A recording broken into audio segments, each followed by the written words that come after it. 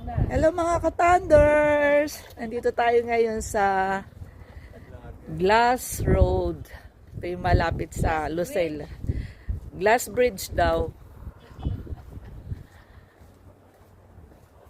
Ayan. So hanggang dun pa siya. Hindi na pupunta kasi medyo maaraw ngayon, mainit. Hanggang dun pa sa kabila. Ayun, may hanggang dun. So kalahati lang tong pupuntahan ko at mainit. Malapit lang to sa Lucelle Boulevard.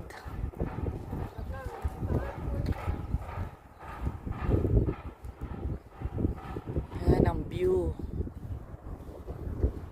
Tapos doon may water park, yung Mariel Water Park.